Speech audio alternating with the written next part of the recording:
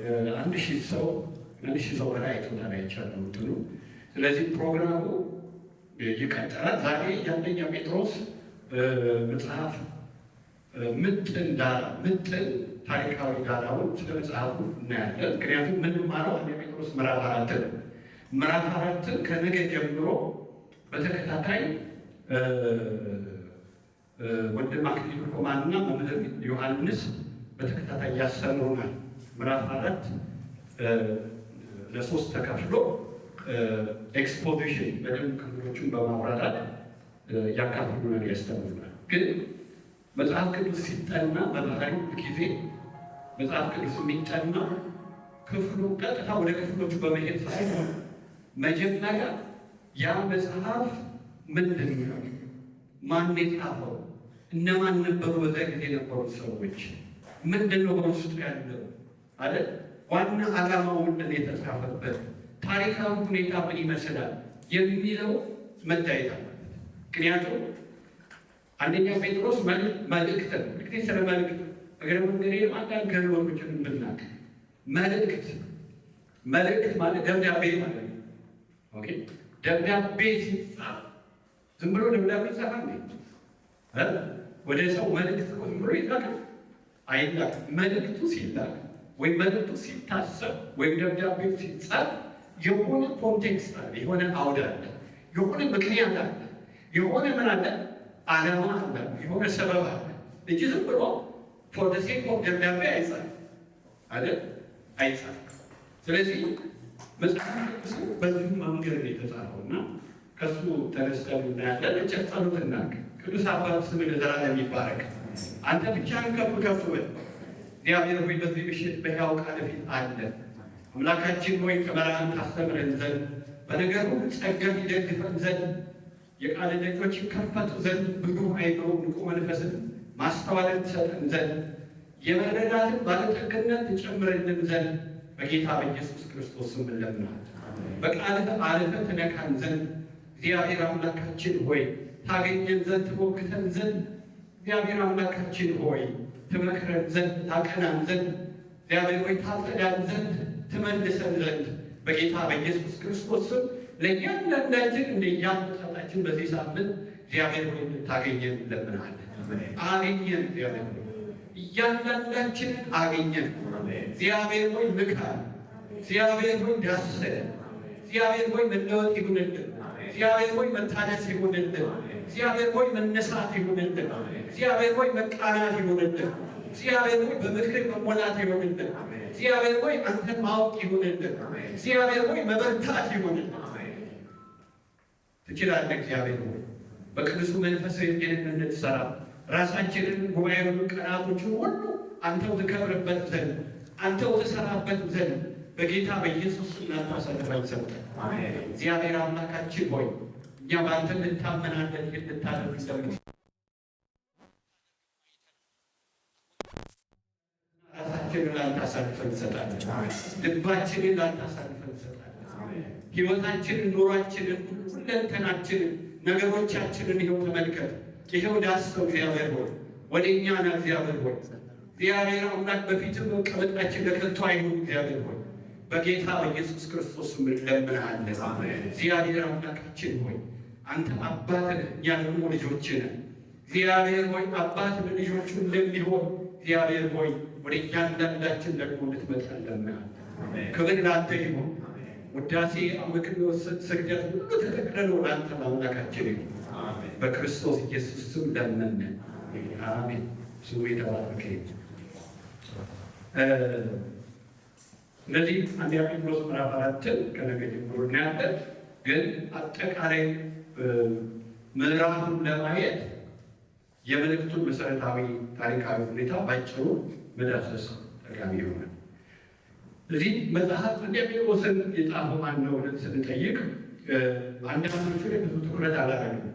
ዋናዎቹ ላይ በጣም ትኩረት የማደርገው በአንደኛ ጴጥሮስ ምዕራፍ 1 ቁጥር 1 ላይ እና በአንደኛ ጴጥሮስ ምዕራፍ 2 ቁጥር 23 ላይ እንደምናየው ሁልጊዜ አንድ መጽሐፍ ሲጠና ያንን መጽሐፍ አጠቃላይ ሁኔታውን፣ ባህሪውን፣ ዓላማውን፣ ታሪኩን ካላየን መልእክቱን ለመረዳት እንቸገራለን በትክክል። ምክንያቱም ሌላ አውድ እያንዳንዱ መጽሐፍ የዛሬ 2000 ዓመት ምን ይሆናል የተጻፈ ነው አይደል?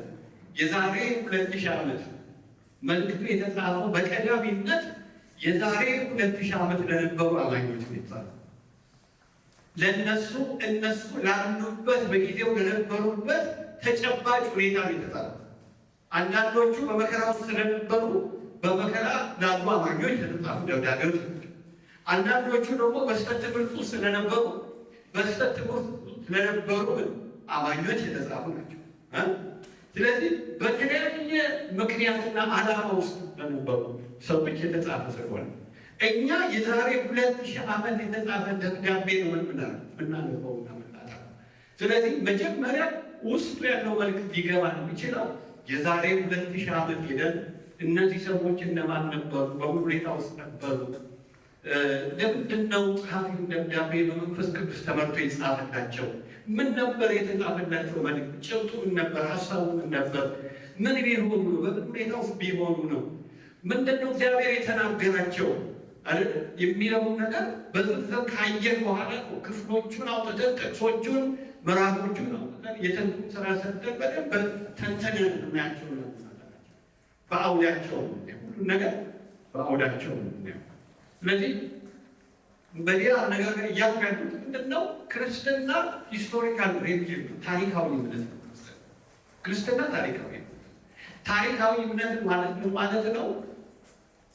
ክርስትና ምናልባት አሁን ጥሩ ምሳሌ የሚሆነው በእስልምና እምነት ቁርአን ከሰማይ ምን ሊሆን የሚሉት ገብርኤል የወረወረው ነው የሚሉት። ስለዚህ ምንም መጽሐፍ ግን የቁርአን መጽሐፍ ብናጠናቀቅ እንደሱ አያሳይም። የቁርአን መጽሐፍ ስናጠናት አለ ታሪካዊ ሁኔታዎችን ነው የምናገኘው። ማለት ማን ነው መሐመድ ወይም ማለት አላህ መቼና የት ሆኖ ይሰራል? ምንም እኮ ሂስቶሪካል የሆነ ማስረጃ የለም። ክርስትና ግን እንደሱ አይደለም። ክርስትና ታሪካዊነት ነው ሲባል ምንድነው? እግዚአብሔር በሚታወቅ ዘመን በሚታወቁ ሰዎች ሕይወት ውስጥ በሚታወቅ ቦታ ተገልጦ የሰራውን የሚያወራ መጽሐፍ ነው። የእግዚአብሔር ስም የተባረከ። ወደ ኋላ ሄደን በዚህ ዘመን በነከሌና በነከሌ በዚህ ቦታ በዚህ ዘመን እግዚአብሔር እንዲህ አደረገ ብለን የምንረዳው እምነት ነው እንጂ እግዚአብሔር በሰዎች ሕይወትና በሰዎች ሁኔታ ውስጥ ተገኝቶ የተናገረውን የሰራውን የሚያወራ ምንድን ነው? መጽሐፍ። ለዚህ ነው ያን የምንመለከተው ማለት ነው። እና ጴጥሮስ ይህን መልእክት እንደጻፈ ምዕራፍ 1 ቁጥር 1 ላይ አንደኛው አብዛኞቹ የአዲስ ኪዳን ምልክቶች ጸሐፊዎቻቸው በመጀመሪያው ምዕራፍ ላይ የተጠቀሱ መሆናቸው፣ ሁለተኛ ደግሞ በመጽሐፍ ውስጥ ዝርዝር ጥናት ስናገኝ ለምሳሌ ምዕራፍ 2 ቁጥር 23 ላይ ጴጥሮስ ከኢየሱስ ጋር ስለነበረ እሱ በነበረበት ጊዜ ያን ከኢየሱስ ጋር በነበረበት ጊዜ የነበሩ ሁኔታዎችን በመጽሐፍ ውስጥ ምን አለው ሰው ለምሳሌ አንዱ የጻፈው ስለ መከራው ሰው እሱ ሲሰድቡት ምን አላደረገም? አልተሳደበም። ሲስቱበት ምን አላደረገም? አልዛተም። በጽድቅ ለሚፈርደው ራሱን አሳልፎ ሰጠ ብሎ ጽፏል ምዕራፍ 2 ላይ አይደል? ስለዚህ ጴጥሮስ ኢየሱስ መከራ ሲቀበል ነበረ። የኢየሱስን ሁኔታ ያውቃል። በቅርበት የሚያውቅ ስለ ኢየሱስ የተናገራቸው ነገር ካስተባለው ኢየሱስ ከሆነው ነገር አንጻር በመልእክቶች ውስጥ ብዙ የጠቀሳቸው እነዛም በመዘርዘር ጊዜ ስለሄደሩ እንጂ የጠቀሳቸው በርካታ ነገሮች አሉ። ስለዚህ የጴጥሮስ ጸሐፊነት በሙሉ የመጽሐፍ ቅዱስ አስተማሪዎች ተቀባይነት ያገኘ ነው። ምዕራፍ 5 ከቁጥር 12 ጀምሮ ደግሞ ስትመለከቱ እየመከርኳችሁና የምትቆሙበትን ጸጋ እውነተኛ የእግዚአብሔር ጸጋ እንድትሆን እየመሰከርኩላችሁ የታመነ ወንድም እንደሆነ በቆጠርኩት በስኳርሙስ እጅ ባጭሩ ጽፌላችኋለሁ አይደል? ባጭሩ ምን ያደርጋል? ምዕራፍ 5 ቁጥር 13 ስለዚህ አንዱ ሁልጊዜ ጸሐፊ የሚታየው ውስጣዊ ማስረጃ ነው። ደብዳቤውን ስታዩት ደብዳቤው ስለ ጸሐፊው ምን መረጃ ይሰጠናል ብለን የምንጠይቀው ምን ፍንጭ አለ ብለን ይጠይቃል። ሁለተኛ ጸሐፊውን ለማወቅ የሚጠቅመን ነገር ደግሞ ውጫዊ ማስረጃ ነው። ውጫዊ ማስረጃ ስንል የቤተ ክርስቲያን አባቶች ብዙ ጊዜ ይህን ነገር ልብ አንለው፣ ግን በጣም ወሳኝነት ጋር ነገር የቤተ ክርስቲያን አባቶች ከሁለተኛው ክፍለ ዘመን ጀምሮ የነበሩ ሐዋርያት ካለፉ በኋላ ማለት ከአንደኛው ክፍለ ዘመን ሐዋርያት ካለፉ በኋላ የመጨረሻው ሐዋርያ ማነው? ጴጥሮስ ነው። ማነው? ዮሐንስ 95 ዓመተ ምህረት ነው። ስለዚህ እነሱ ካለፉ በኋላ የተነሱ የቤተክርስቲያን አባቶች እነዚህ የቤተክርስቲያን አባቶች ዛሬ እኛ የምናምነው ነገር ባይዘው እግረ መንገድ የሚገራቸው ዛሬ የምናምነው አስተምህሮ የምንለማመዳቸው ልምምዶች ዛሬ ስለ ክርስትና ሕይወት ያለን ምልከታ በአብዛኛው በእነዚህ አባቶች ተሰርቶ ያደረገ በጣም አዲስ የፈጠርነው ነገር በጣም ጥቂት እንጂ ከሁለተኛው ክፍለ ዘመን በተለይ ከሁለተኛው ክፍለ ዘመን እስከ አምስተኛው ክፍለ ዘመን የነበሩ ቤተክርስቲያን አባቶች ናቸው የክርስትናን አስተምሮ መሰረት የጣሉት እነሱ ናቸው። ያስተማሩ፣ የጻፉ፣ ከትውልድ ወደ ትውልድ ያሸጋገሩ እነሱ ናቸው። ስለ ሥላሴ ብንል፣ ስለ ክርስቶስ ብንል ብዙ በርካታ መጽሐፎችን በመጽሐፍ የክርስትናን እምነት በትክክል እንድንረዳው ትክክለኛ ቅርጽ ይዞ እንዲቀጥል የጻፉ፣ የተሟገቱ፣ የተከራከሩ የሐሰት ትምህርት ፊት ለፊት የገጠሙ ናቸው። ስለዚህ የቤተክርስቲያን አባቶችን መጠየቅ ያስፈልጋል። የቤተክርስቲያን አባቶችን የምንጠይቀው ለምንድን ነው ታውቃላችሁ? ከእኛ ይልቅ ለመጀመሪያው ሐዋርያቱ ለነበሩበት ዘመን ምንድን ናቸው? ቅርብ ናቸው። ቅርብ ናቸው ብቻ ማለት ነው። በእጃቸው ያሉ ሰነዶች፣ የሚያነቧቸው ቅዱሳት መጽሐፍ ሰነዶች በጊዜው የተጻፉ ኮፒ የተደረጉ የተጻፉ ናቸው። ከኛ የተሻለ ደረጃ ያላቸው ናቸው። ስለ ሐዋርያትና ስለ ሐዋርያት አንዳንዶቹ የቤተክርስቲያን ታሪክ እንደሚመሰክረው በተደረገው ጥናት እንደተረጋገጠው አንዳንዶቹ በተለይ በሐዋርያት እንደ ጳጳስ ፖሊካርፕ ግብፅ ላይ አሌክዛንድር ላይ የነበረው ጳጳስ በጣም ትልቅ ስራ በቤተክርስቲያን ታሪክ ውስጥ የሰራ የሐዋርያው ዮሐንስ በወጣትነቱ ደቀ መዝሙር ነበር። በወጣትነቱ ማለት ስለዚህ ምን ያህል ቅርብ እንደሆነ እንድናይ። ስለዚህ ከኛ የተሻለ መረዳት፣ ከኛ የተሻለ ሰነድ፣ ከኛ የተሻለ ጥናት ያደረጉ ናቸው። ስለዚህ እንጠይቃለን። እነሱ ስለ አንደኛ ጴጥሮስ ምንድን የተጻፈ ምን አሉ፣ ምን መጽሐፍ ጻፉ፣ ጸሐፊው ማን ነው አሉ የሚለው ምስክርነት እንጠይቃለን። ይሄ በሁለተኛ እንደ ሰከንደሪ ማስረጃ ግን እንጠቀምበታለን። ስለዚህ መጽሐፎችን በምናጠናበት ጊዜ በዚህ መንገድ ጸሐፊ እንለያለን። እዚህ ላይ ብዙ አልቆይም፣ ግን አንድ የተጠቀሰ ሰው አለ። ምዕራፍ አንድ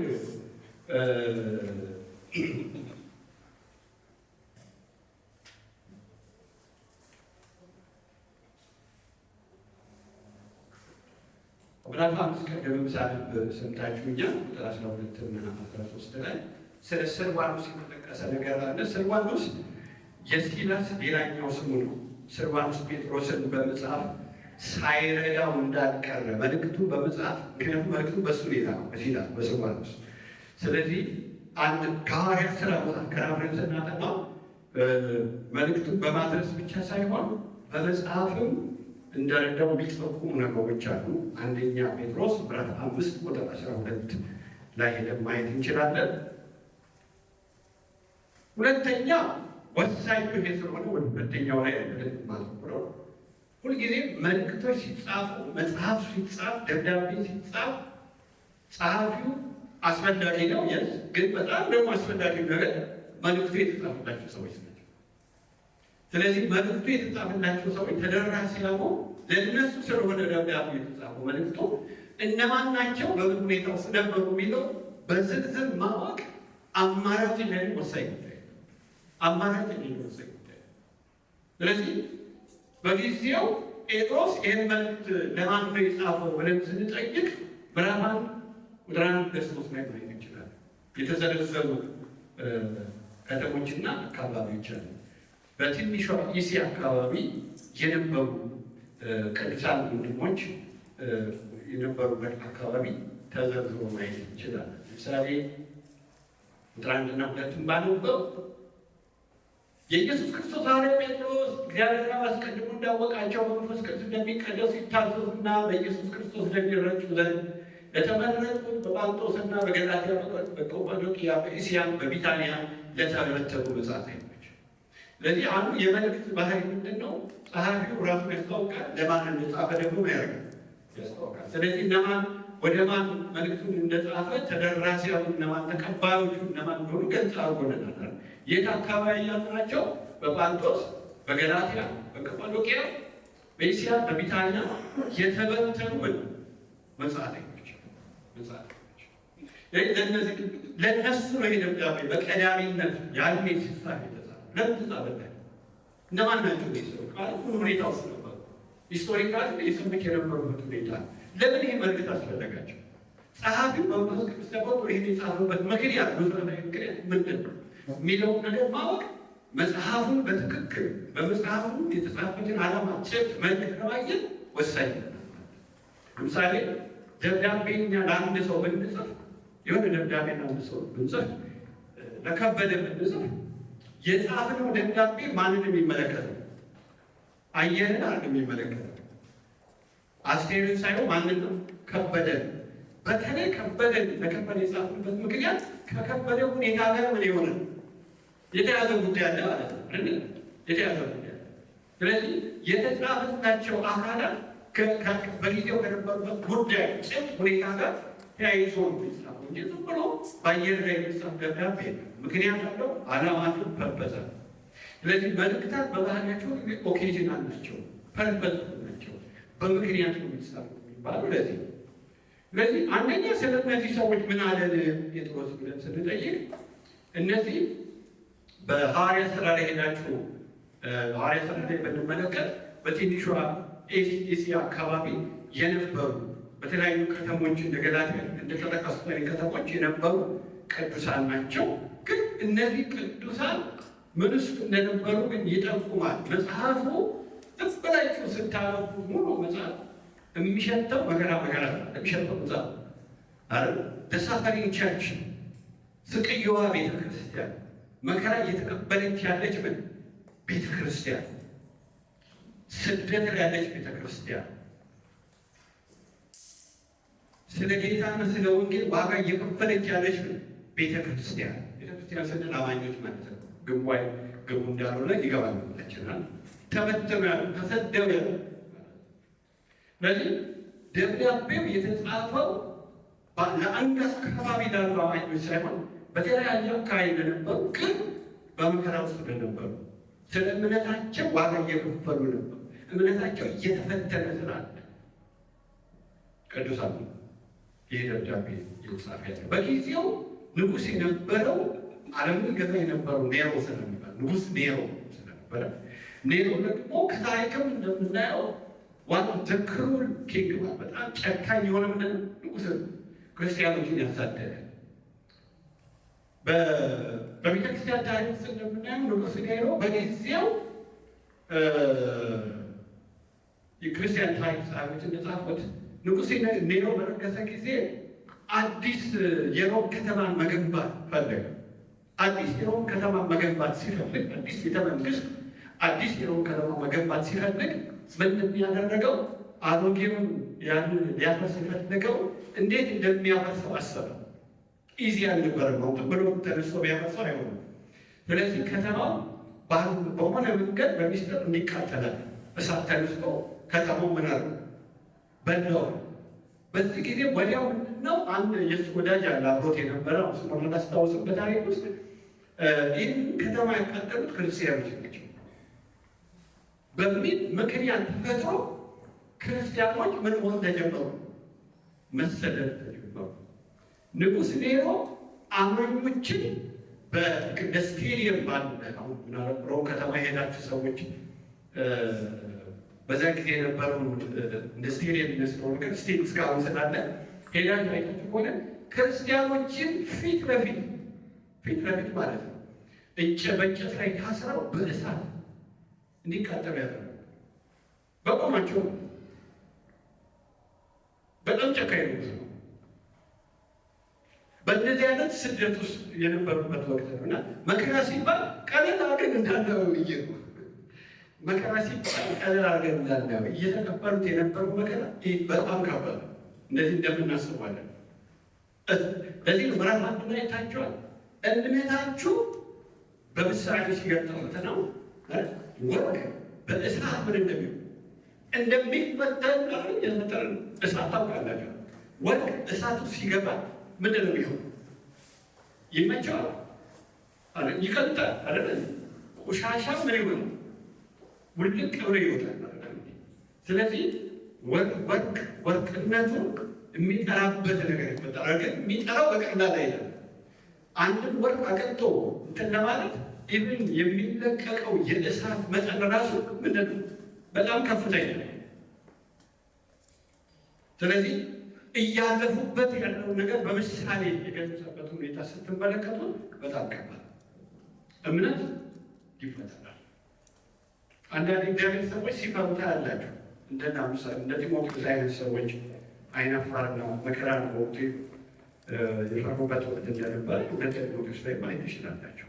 ስለዚህ አንደኛው አንደኛ ጴጥሮስ ምዕራፍ 4 ሰሌለ በማለት ያለበት አንደኛ ጴጥሮስ ምዕራፍ 4 ቅዱሳን አሁን ብነግራችሁ ነገር እነዚህ የተጻፈላቸው ሰዎች ከነበሩበት ሕይወትና በጊዜው ከነበሩበት ቻሌንጅ ጋር የተያዘ ነው።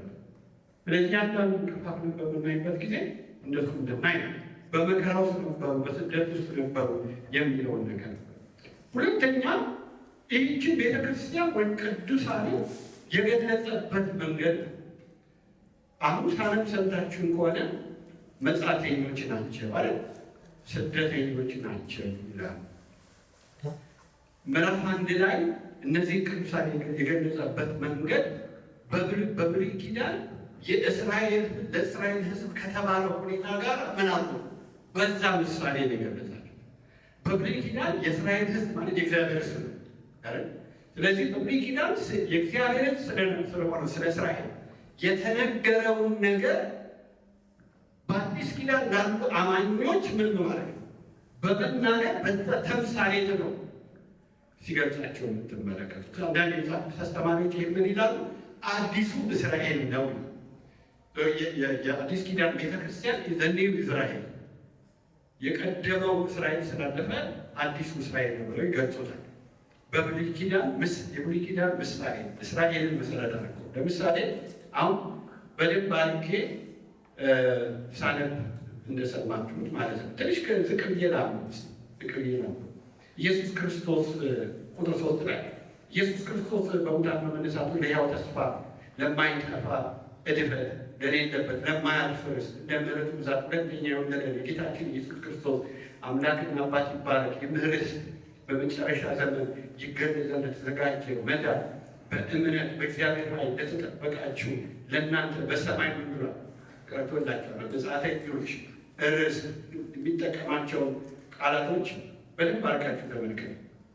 ከዛ በኋላ ምዕራፍ 1 ላይ ምዕራፍ 2 ላይ ቤተ መቅደስ እናንተ የእግዚአብሔር ምዕራፍ 4 ላይ እናንተ የእግዚአብሔር ናችሁ፣ ቤተ መቅደስ ናችሁ፣ ቅዱስ ናችሁ፣ ካህናት ናችሁ አይደል?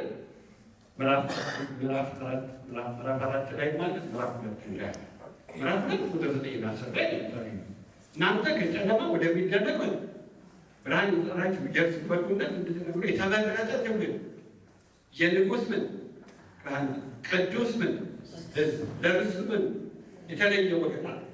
ይሄ ለእስራኤል የተነገረ በብሉይ ኪዳን ትልቃት ለእስራኤል ለእግዚአብሔር የተነገረ ዘዳግም 7:6 ዘዳግም 10:15 ማየት እንችላለን። እዚሁ ምዕራፍ 2 ቁጥር 9 ያለውን ቁጥር 9 እና 10 ያለውን ነው። ካህናት የተባሉበትን ደግሞ ስናይ ቅዱስ ለኔ ተለየ የሚለው ዘጸአት 19:6 ዘጸአት 19:6 እስከ 7 ድረስ ቅዱስ ካህናት ምናምን ብሎ በቀጥታ ለእስራኤል የተነገረ አሁን ለአዲስ ኪዳን አማኞች ሲጠቀሙ ሕያው ቤተ መቅደስ ሕያው ምንድን ናችሁ ይላል። ቤተ መቅደስ ናችሁ ይላል። መጀመሪያ ምዕራፍ 2 ላይ ተመልከቱ።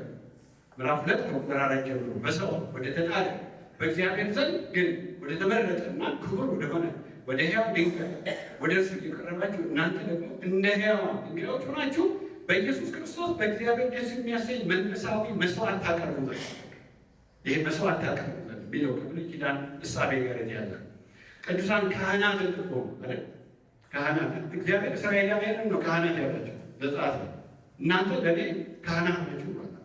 አሁን ግን ለአዲስ ኪዳን ሰዎች እናንተ ለእኔ የተመረጠ ትውልድ ናችሁ ማለት ነው። አሁን ግን የአዲስ ኪዳን ሰዎች ለእኔ የተመረጠ ትውልድ ነው። እናንተ ርስት ተዘጋጅቶላችኋል። እስራኤላውያን ርስት እንዲወርሱ የተጠሩ አሁን ለእኛም ርስት ተዘጋጅቶለታል። እናንተ የእግዚአብሔር ቤተ መቅደስ ናችሁ አይደል? ስለዚህ የእግዚአብሔር መንጋ ናችሁ። አሁን መንጋ ቢላሉ ለእስራኤል የተጠቀሰ ነው። በአዲስ ኪዳንም እዚሁ ምዕራፍ 2 ቁጥር 25 ላይ ወደ ነፍሳችሁ እረኛና ጠባቂ ምን ብላችኋል? ተመልሳችኋል አይደል? እረኛና መንጋ እስራኤል በዚህ የተገለጸችበት ሁኔታ ሕዝቅኤል 34 ላይ ኢሳይያስ 40 ላይ ወዘተ ማየት ይችላል። ስለዚህ መጻተኞች ናችሁ ሲል ምን ማለቱ ነው? አገራችሁ ባልሆነ አገር እንደ እንግዳ ነው። እናንተ እንግዶች ናችሁ አይደል? እዚህ ያላችሁት ለአጭር ጊዜ ነው። ይሄ የእንግድነት ምድር ህይወት ነው። ቋሚ ቤታችሁ አይደለም። እንግዶች ናችሁ። ዜግነታችሁ ዋናው ዜግነታችሁ ይሄ አይደለም። የሰማይ አገር ዜግነትን ያላችሁ ይህንን በፊልጵስዩስ ምዕራፍ 2 ከ20 ጀምሮ ማየት ትችላላችሁ። እኛ የሰማይ ሀገር ምንድን ነው ይላል? ዜጎች። እዚህ ግን እንደ ሰው ለጊዜው በጊዜያዊነት የምንኖረው ይሄ ቋሚ ቤታችን መኖሪያችን ነው። አሁን እኛ ኑሮ ስናስብ እንዴት ነው የምናስበው? አሁን መኖሩን ስናስብ እዚህ ምድር ላይ እያንዳንዳችን እኔም የራሴን ኑሮ ሳስብ መኖሩን ሳስብ በቋሚነት እንደምንኖር አስበን የምንኖረው አንዳንዱ ነገር የእውነት እንነጋገር ብዬ እንዴት ነው እያሰብን የምንኖረው? እኔ እኮ 80 ዓመት 100 ዓመት እኖራለሁ ሁሉ ልናስብ እንችላለን። በጣም ለጤንነታችን መጨነቃችን ስህተት ነው እያለ ነው። ግን ለጤንነት መጨነቃችንን ከምን አንጻር ነው የምናየው? ፐርስፔክቲቭ ከምን አንጻር የምንረዳው የሚለው ነገር ወሳኝ ነገር አይደል? እዚህ ምን ይላል? ሁለተኛ ቆሮንቶስ 5 ከ8 እስከ 10 ላይ እግዚአብሔር በሰማይ ከተማ ምን አድርጎልናል የሚለው አዘጋጅቶልናል። እዛ ተሰርቷል ይላል። የሆነ ከተማ ተሰርቷል አይደል? እግዚአብሔር ከተማን አዘጋጅቷል ይላል። እኔ አንዳንድ ጊዜ ይህን ስለምጠይቀው ራሴ የምጠይቀው እናንተ የምጠይቃቸው ይህ ከተማ ትዝ ብሎን ያለው አስበነው እናውቃለን ማለት ነው። ከተማ እንኳን እግዚአብሔር ይመስገን በሰማይ የተዘጋጀ ምን አለ? ከተማ እንኳን ሀገር አለ፣ የሚበልጠው ዜግነት አለ። በዚህ ነፍሳችን ተጽናንቶ ደስ ብሎ ሀሴት እያደረግን እውነት ለመናገር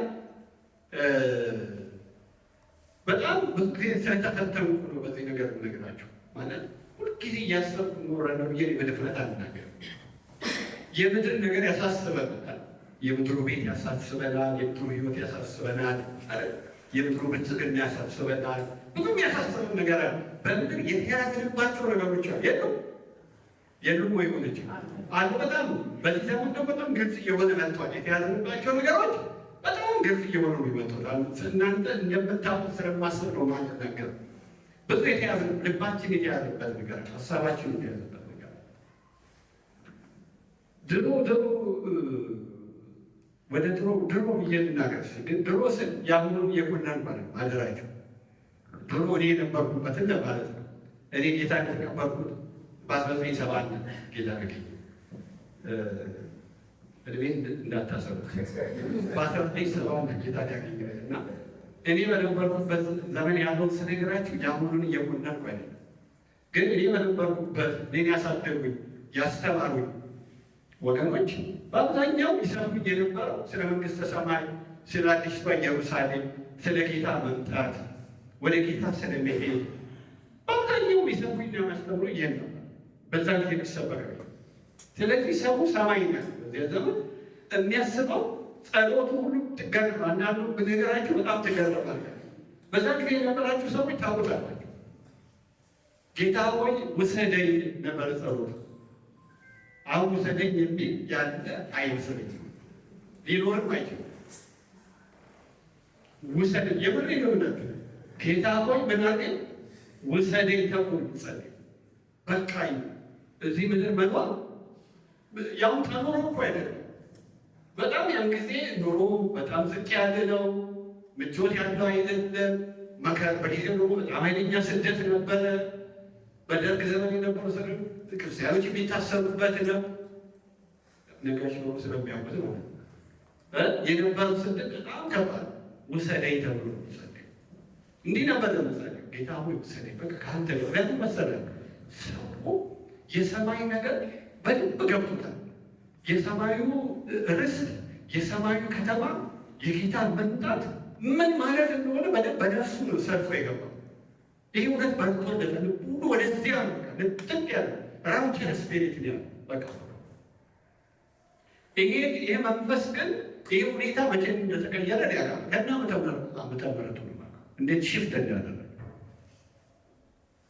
ውሰደኝ ውሰደኝ ብሎ ቢጸልይ ሰው ኦነስት ነው አለ የለም። ውሰደኝ ብሎ ቢጸልይ ሰው የለም። አኑረኝ፣ ትከለኝ፣ እድሜን አዝኑልኝ፣ ለልጆች ያቆየኝ አለ። እንደዚህ ነው ጸሎት ስተትሎ እያዋለ ይገባቸዋል። ይህንን መልበት መሰረታዊ ምክንያት ይገባቸዋል። እና እነዚህ ሰዎች በስደት ያሉት መጽሐፈኞች ናቸው። የሚነግራቸው ይህን ነው የሚነግራቸው ማለት ምንድን በቀረ መቀበላችሁ ወደ ከነገር እኮ አይደለም ነው ያላቸው። ምን የሚደንቅ እናንተ እኮ አገር እኮ አላችሁ፣ አገር አላችሁ። እዚህ እኮ በእንግድነት ነው ያላችሁት፣ አገር ስለሌላችሁ አይደለም። አሁን ከቦታ ቦታ የሮም መንግስት ቢያሳድዳችሁ፣ በእስር ቤት ቢጥላችሁ፣ የምትበሉት ብታጡ፣ የቤት መፈናቀል የለም። ዛሬ ቢሮች ተፈናቅለዋል እኮ ሊስሉ ሶሾ ኢኮኖሚካል ፕሮብሌም የተጋፈጡ ከቦታ ቦታ ከቤታቸው ከመኖሪያቸው ከቀያቸው ምን ብለዋል ተሰደው ተፈናቅለዋል።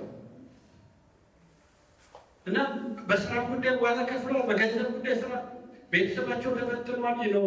ይህ ሁሉ ተጋጥቷል። ይህን አይቶ ምን የሚደንቅ ነገር እኮ ማለት ቤት ምን ይደንቃል ማለት ይሄ አሁን ለጊዜው የሚጠፋ ከተማ እኮ ምድር ነው።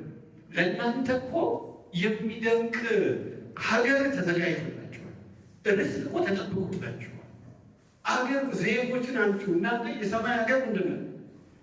አረ የአሜሪካ ዜግነት ለማለት ሰው እንዴት ነው? በጣም አረ የሚሟሟተው እነሱን ደግሞ ያካብዱታል። ቀላሎች አለ አሜሪካኖቹ እንዲሁም የእነሱን ልዩ ዜግነት አድርገው ያንን ለማግኘት የማይደረግ አንዳንድ የሰሟቸውን ታሪኮች በጣም ይዘገንናል። የምድር ዜግነት ለማግኘት ሰው በመርከብ በዚያ ውቅያኖስ ላይ አይታችኋል፣ በቴሌቪዥን በመርከብ በውቅያኖስ ላይ ሄደው መሀል መንገድ ላይ ሰጥሞ ያውቃል። ምን ለማግኘት? የአሜሪካ ዜግነት ለማግኘት።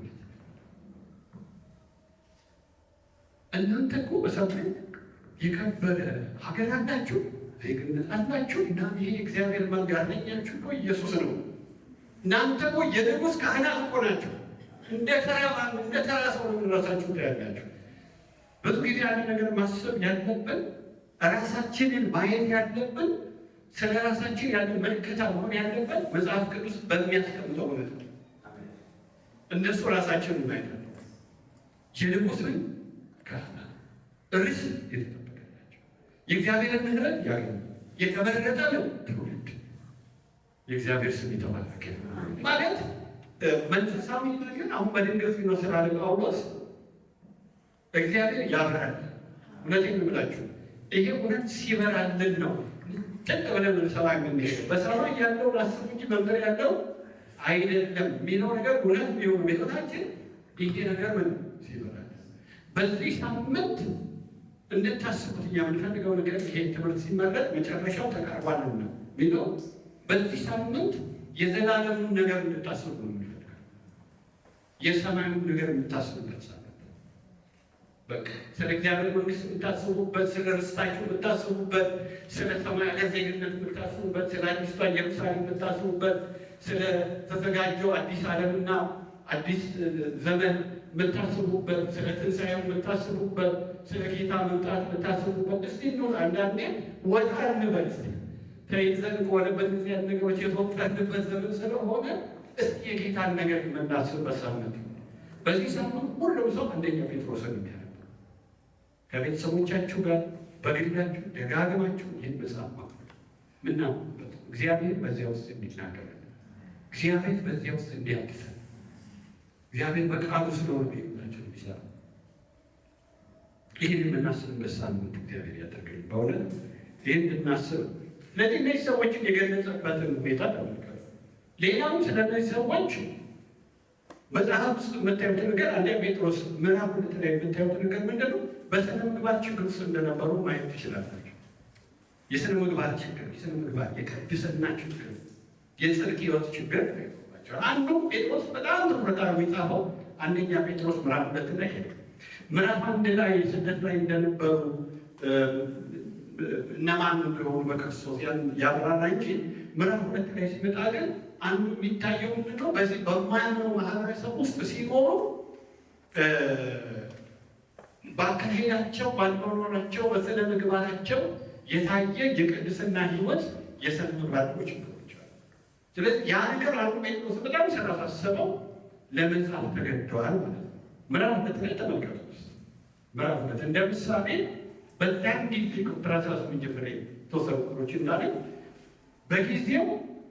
በጊዜው የነበረው በሮም መንግስት ውስጥ የነበረው ስርዓት የሮም መንግስት ንጉሳዊ አገዛዝ በንጉስ የሚመራው ነገር ግን ማህበራዊ ስርዓቱ ሶሻል ስትራክቸሩ ግን የባሪያና የምንድን የጌታ ስርዓት የባሪያና የጌታ ስርዓት። ስለዚህ አሁን አንዱ ለዚህ ነው መጽሐፍ ቅዱሳችን ማጥናት ያለብን ማለት መልዕክቱን ለመረዳት የባሪያና የጌታ ስርዓት ምን እንደሆነ አናውቅም ማለት በዛ ውስጥ አልኖርንማ አይደል? አላለፍንም የባሪያና የጌታ ስርዓት። ስለዚህ ምንድነው ባሪያ ምንድነው ጌታ? ስንት አይነት ባሪያ ምንድነው ስትራክቸሩ ራሱ አይደል? ያን ዞር ብሎ ማየት ማጥናት አሁን መልዕክቱን ለመረዳት ስለ እነዚህ ሰዎች የተባለው ለመረዳት ሎሌዎች ሆይ ለበጎ ለቅኖች ጌቶቻችሁ ብቻ ሳይሆን ለጠማሞች ደግሞ በፍርሃት ሁሉ ተገዙ። በግፍ መከራን የሚቀበል ሰው እግዚአብሔርን እያሰበ ሐዘንን ቢታገዝ ሐዘንን ቢገስጽ ሐዘንን ምን ቢያደርግ አንዳንድ ጊዜ ቶሎ ነገሩን ከላያችን ማንከባሉ ባባረር የምንፈልገው ስለ ጌታ ብናዝን ነገ በሐሴት እንሞላለን። ያዘነው ስለ ጌታ ማዘን ኪሳራ አይደለም፣ ኪሳራ አይደለም።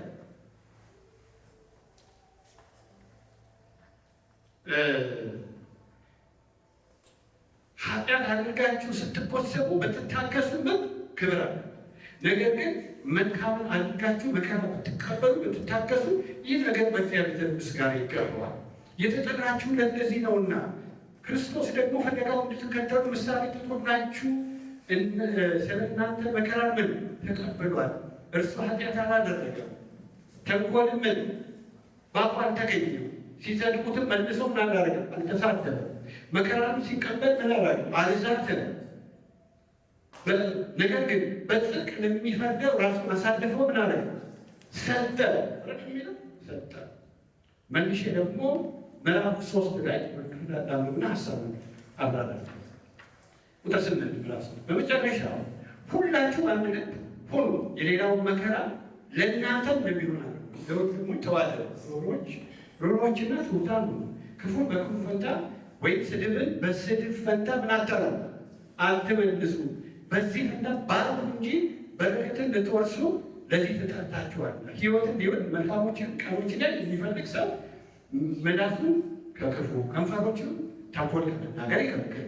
ከክፉ ፈቀቅ ይበል፣ መልካምን ያድርግ፣ ሰላምን ይሻል ይከተለው። የጌታ ዓይኖች ወደ ጻድቃን ናቸውና ጆሮቹ ለጸሎቶቻቸው ተከፍተዋል። የጌታን ፊት ግን ክፉን ነገር በሚያደርጉ ላይ ነው። በጎን ነገር ለማድረግ ብትቀርቡ የሚያስጨንቃችሁ ማን ነው? ነገር ግን ስለ ጽድቅ እንኳን መከራ ብትቀበሉ ብፁዓን ናችሁ አይደለም የሚለው። ስለዚህ አንዱ ምንድን ነው እየታየ ያለው በዛን ጊዜ በአንደኛው ክፍለ ዘመን አንዱ የሥራ መስክ የባሪያና ጌታ ስራ ስለነበረ ጌታ የሚባሉ ባለጸጋ የሆኑ የከበሩ ሰዎች አሉ በማህበረሰብ ውስጥ። ያን ጊዜ ሰዎች ይሸጣሉ። የባርነት ስራ ስለነበረ ልክ ከብቶች እንደሚሸጡ ሰዎችም ባሮችም ምን ይደረጋሉ? ይሸጣሉ። እና ባለጸጎች መጥተው ገንዘብ ከፍለው ለራሳቸው ይዋጇቸዋል፣ ነፃ አድርጓቸዋል፣ ይወስዷቸዋል ማለት ነው። በቤታቸው ላይ ባሪያ ሲባል በዛ ጊዜ እንደ ዛሬ አለ። ባሪያ ሲባል በእኛ ማህበረሰብ ምንድን ነው ትርጉሙ? ሌላ ባሪያ ሲባል ምንድን ትዝ የሚላችሁ ይገባላችሁ? ጥቁር ሰው ማለት ባሪያ ሲባል ምንድን ይገባላችሁ? ስንታ ወዛደር አይደል? የቀን ሰራተኛ። ባሪያ ሲባል ምንድን ወዛችሁ? በዛ ጊዜ ባሪያ ሲባል ግን እንደው ከዚህ በጣም ከፍ ያለ ባሮች ከዝቅተኛ እስከ ሃየር ሌቭል የተማሩ ናቸው። በጣም የተማሩ ናቸው። የሰለጠኑ ፈላስፎች ዘንድ የተማሩ ቤት ማስተዳደር የሚችሉ፣ ገንዘብ ማስተዳደር የሚችሉ ሲቪላይዝድ ናቸው። እና ባለጸጎቹ መርጠው እንደሚፈልጉት አይነት ባሮችን ምን ይገዛሉ። ሲገዙ አንዱ ልጆቻቸውን የሞራል ትምህርት የሚያስተምሩ፣ ሀብታቸውን በአግባብ የሚያስተዳድሩ መጥተው የተማሩ ሲቪላይዝድ ይቀርጻሉ እና በሙሉ አሳልፎ የሚሰጧቸው ገላትያ ምዕራፍ 2 ላይ ገላትያ ምዕራፍ 4 ላይ ሞግዚት የሚለው እዛ ላይ ይሄን ባሮች ናቸው ልጆችን የሞራል ትምህርት ያስተምሩ። ባሪያ ሲባል በጣም አሉታዊ ነገር ብቻ እናስብ ማለት ነው። በዚያ ዘመን ባሪያ የሚባለው ትርጉሙ በጣም እኛው ከሚያስበው ውጭ። ስለዚህ በእነዚህ ባለጸጎች ቤት ተቀጥሮ መስራት አንድ የስራ ዕድል፣ ተቀጥሮ የሚሰሩ ደግሞ ቅዱሳን ነበሩ። ስለዚህ ከጌቶቻቸው ጋር ግን ምን አለ? ጸብ አለ። ስለዚህ ከጌቶቻቸው ጋር ባለው አለመግባባት፣ አብሮ በመስራት አብሮ በመኖር ሂደት ውስጥ ግን ክፉ ሲያደርጉባቸው መልሰው ደግሞ በፈንታው እነሱ ምን ያደርጋል? ክፋትን ያደርጋል። ለክፉ ለክፋት ክፋትን ይመልሳል። ይህን ጴጥሮስ ምን አላረው? አልወደደው። እናንተ አዘረ በክፉ ፈንታ መልመልስ ምን አደረጉ? መልካምን አደረጉ አይደል? አንድ ሰው ክፉ ተደርጎበት ክፉ ተደርጎበት መከራ ቢቀበል አይደል? በዚህ ምድር መከራ ይቀበል እንጂ እንዲህ አይነቱ ሰው በእግዚአብሔር ዘንድ ምስጋና ይገባዋል። ብድራት አላችሁ ስለ ጽድቅና ስለ እውነት እንደ እግዚአብሔር ባህሪ እየተመላለሳችሁ መከራ ብትቀበሉ ብድራት አላችሁ፣ ብድራት አላችሁ፣ ምስጋና አላችሁ፣ ክብር አላችሁ። ምዕራፍ 4 ላይ ምዕራፍ 5 ላይ ይመጣል። ያው የክብር መንፈስ በእናንተ ላይ ያልፋል አይደል? የሚለው መንፈስ ቅዱስ የክብር መንፈስ በእናንተ ላይ ያልፋል። ስለዚህ በክፉና ክፉ ሳይሆን በክፉና ምን መልካም ነው። ጌቶቻችሁ ይህን ስላደረጉባቸው እንዲህ አይነት የክርስቶስን ምሳሌነት ያልተከተለ ባህሪ ናቸው ይላል። ምሳሌያችሁ እኮ ክርስቶስ ነው። ይኸው ክርስቶስን እኔ አይቼዋለሁ ነበር ቤት ያቃስ ክርስቶስ አረ እሱ እኮ መከራ ሲያሳዩት አላለም። መላእክትን እኮ ማዘዝ አይችልም እንዴ? አይችልም። ይችላል። ክፉ ሲያደርጉበት ሲሰድቡት ተሳደበ? አልተሳደበም። በጥፊ ሲመቱት ሲያንገላቱት በጦር ሲወጉት መላ ይሰጣል? አልሰጠም። በጦር ከወጉኝማ ልካቸውን አሳያቸዋለሁ አላለ አይደል? ስለዚህ በጽድቅ ለሚፈርደው አንተ ፍረድ፣ ዳኛው አንተ ነህ አይደል? አንተ ፍረድ ብሎ ራሱን ለማን አሳልፎ ሰጠ? ለማን? ለእግዚአብሔር። ምክንያቱም እዚህ ምድር የመጣበት ተልእኮ የአባቱን ፈቃድ ምን ለማድረግ ለመፈጸም። እንደ አማኝም እኛም ስለ ጌታና ስለ ክርስቶስ በምንከፍለው ዋጋ ውስጥ ሁልጊዜ መልካምን በማድረግ ግፍ የሚያደርሱ በእምነታችን ምክንያት የሚፈትኑ የሚያሳድጉ ሰዎች ፍቅርና ትህትና ማሳየት ያለብን፣ በምላሹ ክፋትና በቀል ማድረግ አይጠበቅም። ይህ የጌታ ነው። ስለዚህ አንዱ ያሳሰበው ነገር እንግዲህ ክርስቲያን እንዴት ነው መከራ መቀበል ያለበት ማለት ስደት፣ ፈተና፣ እምነቱ ሲፈተን እንዴት ነው መከራ መቀበል ያለበት? የሚለውን ነገር ማስተማር ነበር። መንገዱን ማሳየት ነው። ሞዴልና ምሳሌ ማንን ሆነ ማሳየት ነው አይደለም። ሰዎች በስራ ቦታ፣ በትምህርት ቦታ እንደ አማኞች ሆነን ስራ በምሰራበት ቦታ፣ በማህበረሰብ፣ በጎረቤት አይደለም ለጌታ ታማኝ ሆነን በመኖራችን ምክንያት የተለያየ ነገር ሊያደርሰብን ይችላል አይደል? በስራ ቦታ ደሞዝ ልንከለከል ይችላል። በማህበረሰብ በጎረቤት ሊያድኑብንና የተለያየ ነገር ሊያስቡብን ይችላል። ንብረታቸውን ሊዘርፉ ይችላል አይደል? የተለያየ ነገር ሊደርስብን ይችል ይሆናል። ግን በክፉ ፈንታ ክፉ ምን በቀኔ ማኑ ፈራጅ ማኑ። ስለ እምነታችሁ ከሆነ ስለ ወንጌል ከሆነ ይህን ነገር የምትቀበሉ እግዚአብሔር በማይነገር ብድራት ይባረካቸዋል። በምድር በሰማይ ሁሉ ነገር ግን በምድር በረከት አለ ማለት አለ። እግዚአብሔር እያንዳንዳችን እንደየሁኔታችን አድሬስ ያደርገዋል። ያለ በምድር የሚሰጠው በረከት አለ፣ በሰማይ ደግሞ የሚጠብቀን ምን በረከት አለ። ብድራት አለ፣ ሽልማት ነው።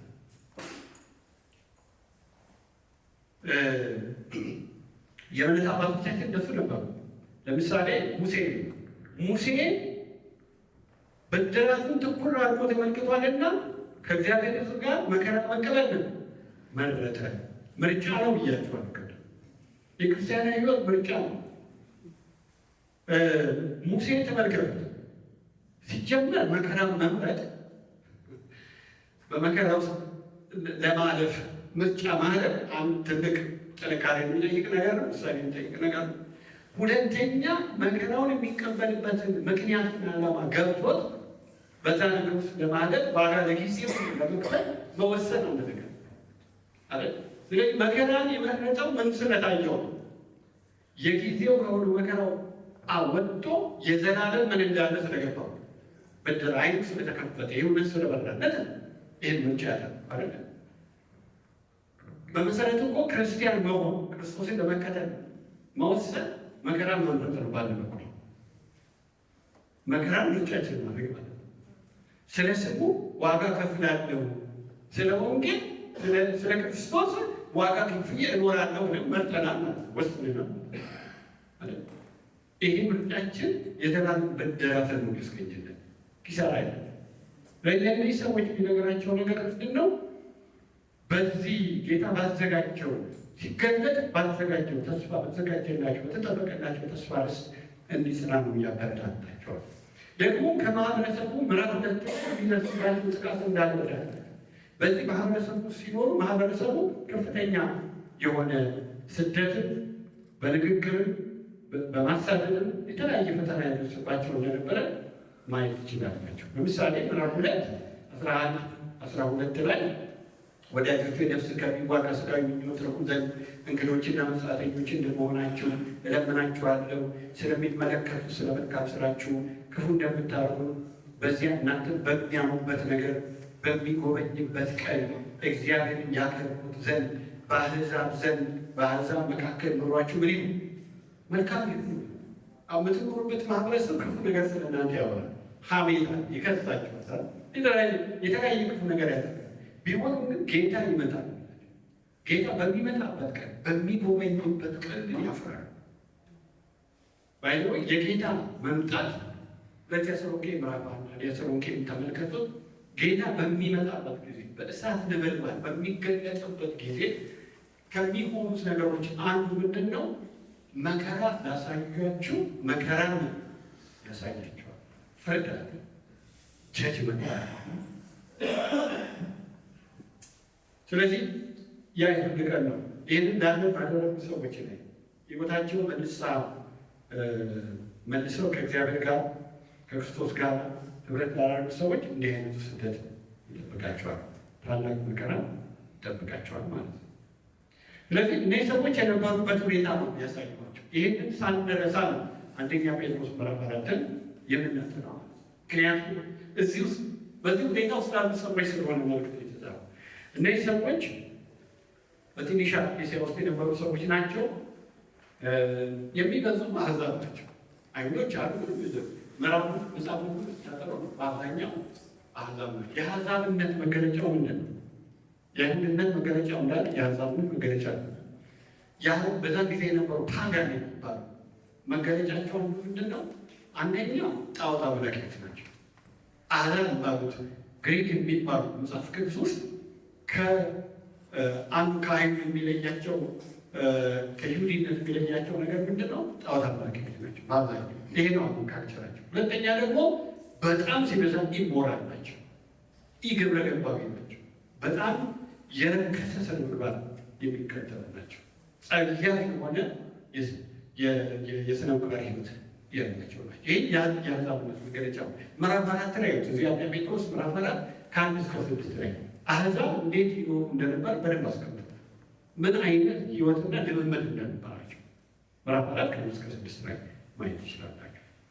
እነዚህ ሰዎች ምን ውስጥ ነበሩ ብለናል? በታላቅ መከራ ውስጥ ነበሩ።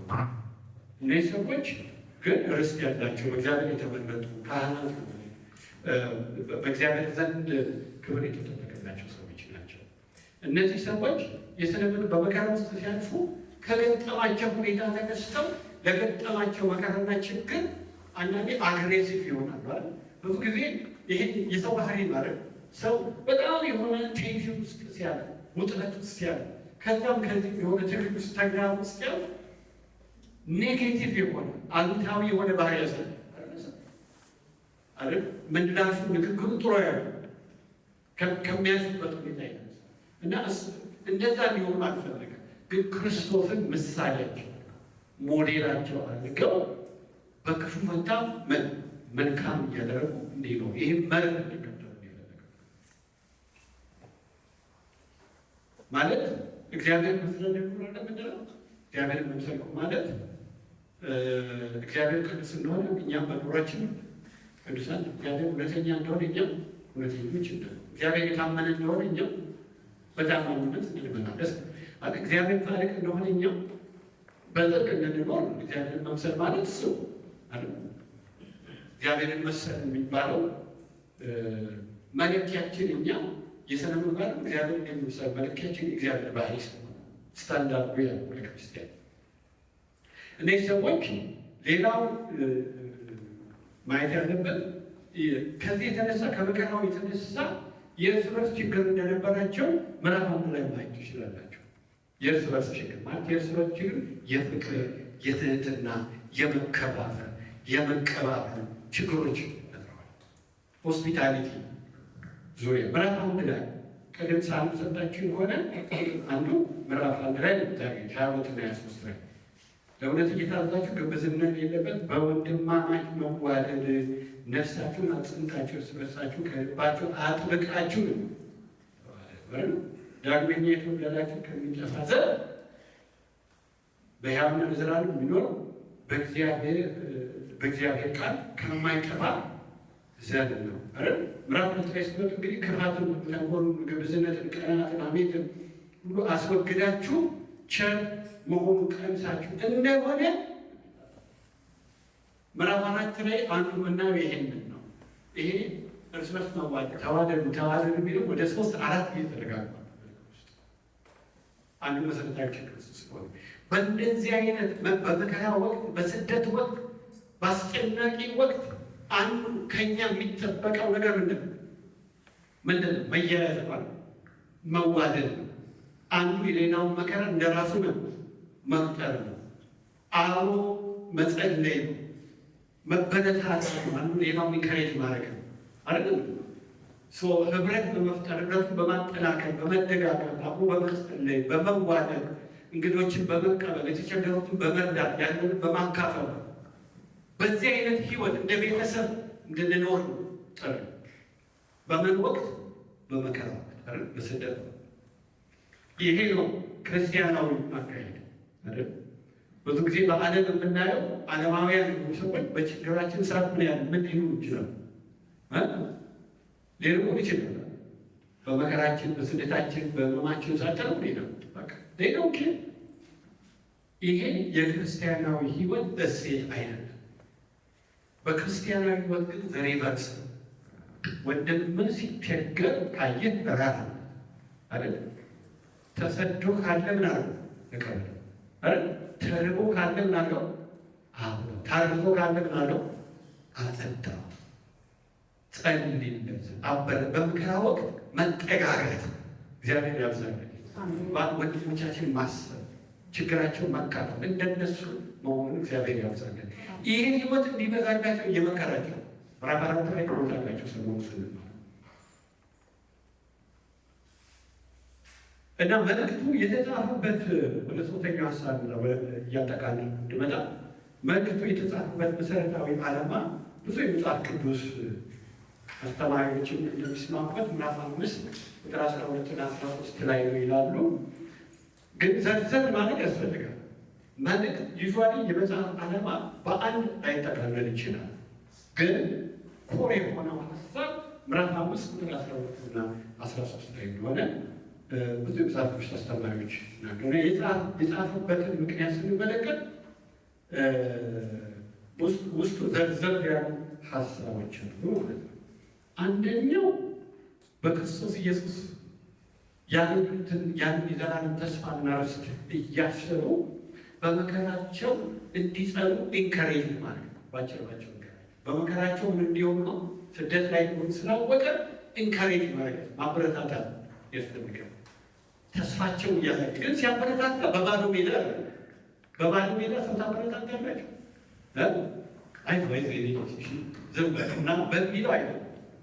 እያበረታታቸው እውነተኛውን ተስፋ የእግዚአብሔር ስም የተባረከ በክርስቶስ የተዘጋጀውን እውነተኛውን ተስፋ ምን እያደረገ እያሳየ የሚጠበቃቸውን ክብር እያሳየ እግዚአብሔር ያዘጋጀላቸውን ነገር እየገለጠላቸው ያጸናናቸው በጌታ ተስፋ ያጸናናቸው። እውነት ነው አይደለም? ክርስቶስ የሰጠው ተስፋ እንደሆነ እውነት እንደሆነ ስለሚያውቅ በዚህ ተስፋ ያጸናናቸው። ኢንካሬጅመንት ሁልጊዜ ለዛ ያስፈልጋል። በጣም ሰዎችን ኢንካሬጅ ማለት አዲስ ኪዳን በጣም በኢንካሬጅመንት የተሞላ መጽሐፍ ነው። ሰዎችን በብዙ ነገር ኢንካሬጅ ማድረግ መልመድ አለ ወገኖች። ኢንካሬጅመንት በጣም ሰዎችን ያበረታታል፣ ያነሳል፣ ያደፋል፣ ሊጽናኑ ያደርጋል፣ ጉዟቸውን እንዲቀጥሉ ያደርጋል። ይህ ማለት በእግዚአብሔር ተስፋ ቃል በእውነተኛው የእግዚአብሔር ተስፋ ቃል ተመስርቶ ሲያጸናናቸው ሲያበረታታቸው አንዱ የጻፈው ለዚህ። ሌላው ምዕራፍ 13 እና 17 ላይ እንደምናየው ለእርስ በርሳቸውና ለመንግስት ታዛዥና ተገዥ እንዲሆኑ ለመምከር፣ ምክንያቱም አመፅ ስለበዛ፣ ግፍ ስለበዛ፣ የሥነ ምግባር ጉድለት ስለበዛ በእንደዚህ አይነት መንገድ አይደለም እግዚአብሔርን ሊያስከብሩ የሚችለው። ምዕራፍ 2 ምንድን ንጉሥን አክብሩ፣ ለሰው ስራ ተገዛ። አሁን በስደት ላይ ላለ ሰው ይህ እንዴ ይመቻል አይደል? እኔ በጣም ሌላ ጊዜ ይህን ሀሳብ እንካፈለዋለን ብዬ አስባለሁ። ንጉሥ ማለት ነው ጊዜ ንጉሥ ኔሮ። ንጉሥ ኔሮ ደግሞ ቀደም እንደነገርኳቸው ጨካኝ ንጉሥ፣ ለክርስቲያን የሚመች በዛ ጊዜ ነገስታት የሚመለከው ዘመን ኢምፔሪያል ይባላል። የሮማ ነገስታት ይመለካሉ፣ በዓመት አንዴ ይመለካሉ። እና በዛ ስርዓት ውስጥ አይሁድና ክርስቲያኖች ጊዜ አይገኙም። ስለማይገኙ ስደት ይደርስባቸዋል። ንጉሥን አናመልክም አይደለም። የእኛ ጌታ ማለት ክርስቶስ ነው። ክርስቶስን የምናመልከው ስለሚል አይደለም። እነዚህ ሰዎች አንዱ ልብ ማለት ያለበት ነገር አሁን ንጉሥን አክብሩ ሲባል ከሰውየው ከንጉሱ ተነስተን ስናስብ አይከብድም አይደል? ይከብዳል። እውነት ግን አሁን ማለት ሰፋ አድርገን ማለት ያለብን ነገር አለ። ነገስታት የሚሹ ማለት ለሰው ስርዓት ነው ያበጀናል። አመት ገታ አንዱ እግዚአብሔር በሰው ህይወት ውስጥ ያስቀመጠው ነገር ምንድን ነው? መንግስት የሚባል ህግና ስርዓት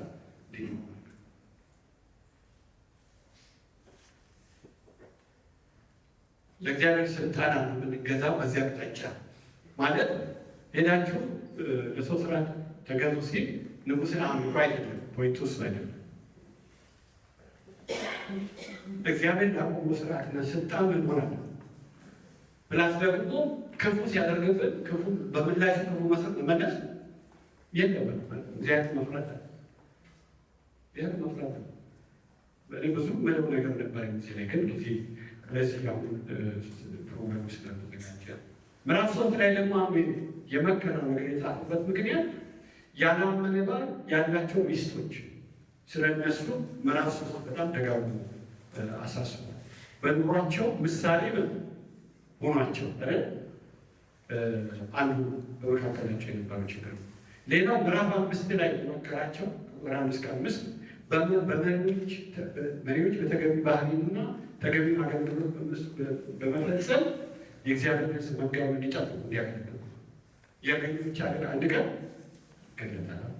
በግድ ማህበሩን አትግዙ፣ በፍቅር ምሳሌ በመሆን እነዚህ ነገሮች ዝም ብሎ አይደለም የተጻፈው። ባይዘው በዛች ቤተክርስቲያን ውስጥ ቅዱሳን ዘንድ የነበሩ ኢሾች ጉዳዮች እነዚህ ነገሮች አድሬስ ለማድረግ ነው የተጻፈው። እኔ መጨረሻው ምዕራፍ 5 ቁጥር 8 እስከ 11 ላይ ሁልጊዜ የሰይጣንን አሰራር ልብ እንዲሉ ያስጠነቅቃቸው። ሰይጣን እንደሚያገሳ አንበሳ ሁልጊዜ በዙሪያችሁ ምን ያለ ይዞናል፣ ስደት ያስነሳል። He was looking for an opportunity ሊያጠፋችሁ ጊዜ እድሎችን፣ ሁኔታዎችን ምን ይመለከታል። ባለጋራ እንዳለባቸው አትዘኑ። ቢሮይ በሐዋርያት ሥራ ላይ እንደምናየው ብዙ ስደቶች በሰይጣን ጠንሳሽነት የተነሱ ናቸው። በተለይ በሐዋርያው ጳውሎስ ላይ ተሰሎንቄ ቤተክርስቲያን ለምሳሌ መውሰድ እንችላለን። ተሰሎንቄ ምዕራፍ 3 ላይ ጳውሎስ ምንድን ነው ወንጌል ሰብኮ ከወጣ በኋላ ስደት ተነሳ።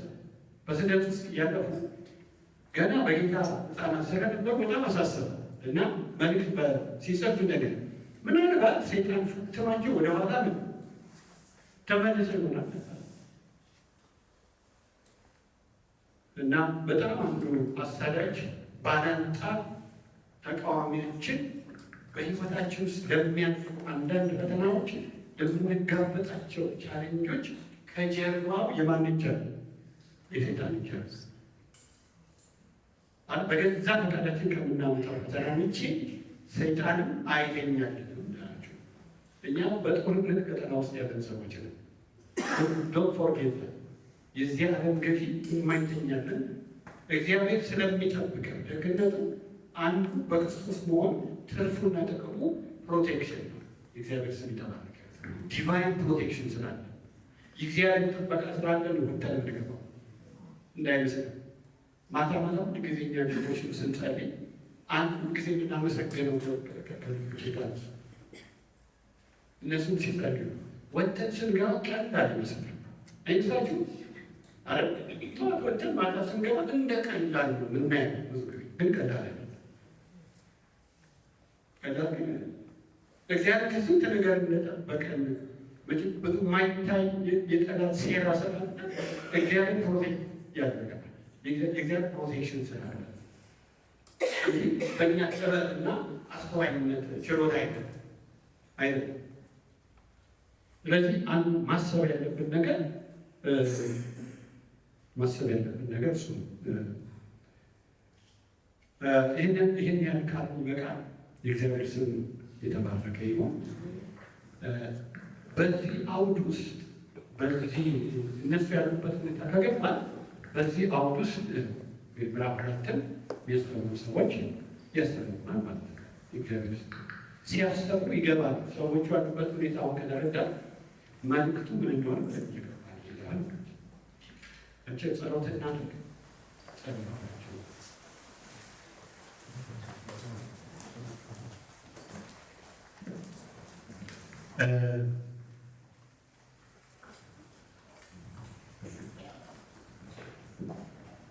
እምነት እንግዲህ ይፈተን። እዚህ የጸዳ ህይወት የለም። መፈተን ማለት እስር ቤት መግባት ብቻ አይደለም። እምነታችን ያልተፈተነበት ቀን የብዛም ይነሱ በጥቂትም በብዙ እምነታችን ማለት ነው። በጌታ ላይ ያለን እምነት ምን ማለት ነው? ለእግዚአብሔር ቃል ያለን ታማኝነት፣ ለፈቃዱ ያለን ተገዥነት፣ ለጌታ ያለን መሰጠት፣ ለመንፈሳዊውና ለዘላለማዊ ነገር የምንሰጠው ስፍራ ዋጋ ምርጫችን፣ ውሳኔያችን ሁሉ ጊዜ ይፈጠራል። እግዚአብሔር ሕይወትን ይመዝናል። በእያንዳንዱ ቀን እንዴት እንደምንኖር ስለሚያውቅ በዚህ በሰባቱ አብያተ ክርስቲያናት ታሪክ ውስጥ ኢየሱስ ስለ እያንዳንዱ ቤተክርስቲያን ቅዱሳን ሲናገር አንተ እምነትህን አውቃለሁ፣ ድካምህን ሁሉ አውቃለሁ፣ ትዕግስትህንም አውቃለሁ፣ ይህን አድርገሃል፣ እንዲህ አይነት ብድራት ስላለ በዚህ ነገር ደግሞ ወድቀሃል፣ ስለዚህ ንስሐ ግባ። የእያንዳንዳችን ሕይወት በክርስቶስ ዘንድ ይላልቃል። እምነቱ ይህን የሚፈተን ግን በፈተና ውስጥ እንዴት እየተመላለሰ ነው? ፈተና ከጊዜ ወደ ጊዜ እየጨመረ ነው የሚመጣው፣ እየቀነሰ አይደለም። ኢንቴንሲፋይ እያደረገ መከራው፣ ችግሩ የኋለኛው ዘመን ይሄ መጨረሻው ዘመን እየከፋ የመጣበት ዘመን ነው። ግን ክርስቲያን በመጨረሻው ዘመን እንዴት መኖር አለበት? እንዴት መጽናት አለበት? እንዴት መመላለስ አለበት? ምን ማወቅ አለበት? አይደለም ይህንን ምንም እንድናውቅ ያለቀ ጊዜ ላይ ስለሆነ ያለነው ይህንን ለፈንድን እንዳንዘናግ በጣም በምድራዊ ነገር ተወስደን በዚህ ምድር ነገር አእምሯችን ልባችን ከብዶብን ተወጠረ መንፈሳዊ ነገር የተዳረ ነገር ማናስብበት፣ ጸሎት ማንጸልይበት፣ እግዚአብሔር ቃል ማናነብበት፣ ከቅዱሳን ጋር ህብረት ማናደርግበት፣ በግል ከጌታ ጋር ማናደርግበት ጊዜ እየበዛ ቴክኖሎጂ እየተፈታተነ ብዙ የሚወጥረን ነገር አለ። በዚህ ጊዜ ወገኖቼ ተስፋችንን እናስብ። በነገራችሁ ነገር እሱ ይህ ሁሉ ፈተና ውስጥ እያለፉ ምዕራፍ 1 ላይ ያላቸው ምንድን ነው? ጌታ ሲገለጥ የምታገኙትን ጸጋ ተስፋ አድርጉ ያላቸው። በቃ አይናችን በጌታ ቀን ላይ ክርስትና ፍጻሜያዊ ህይወት ነው። ክርስትና በጌታ ቀን የሚሆነውን በእምነት እያዩ አሁንን መኖር ነው። ያ ቀን የክብር ቀን ነው፣ የሽልማት ቀን ነው፣ የመጠየቅም ቀን ነው። እስቲ ወጣ ብለን ወገኖቼ ይህን ነገር የምናስብበት ሳምንት እግዚአብሔር ያደርግልን። በእውነት የሰማያዊ ነገር የምናስብ የዘላለሙ ነገር የምናስብ በክርስቶስ የተዘጋጀን ርስት የምናስብበት የተዘጋጀንን ሀገር የምናስብበት የሰማይ ሀገር ዜጎች መሆናችን በቅጡ የሚገባ የተረዳበት ከዚህ ነገር የተነሳ ደግሞ በምናልፍበት ሁኔታ ምንበረታ ምንጽናና ጠንክረን ተስፋችን የምናደርግ ምናልባት ያዘንን ካለን የተጨነቅን ካለን በሁኔታዎች የተወጠረን ካለን ወገኖቼ እነግራቸዋለሁ በእግዚአብሔር ዘንድ ታላቅ ክብር ተደርጎላቸዋል። ስለ ጌታ የምትከፍሉት ዋጋ ታላቅ ብድራት አለ። በከንቱ አይደለም የምናዝነው፣ በከንቱ አይደለም የምናለቅሰው፣ በከንቱ አይደለም ዋጋ የምንከፍለው፣ በከንቱ አይደለም የምናቀው።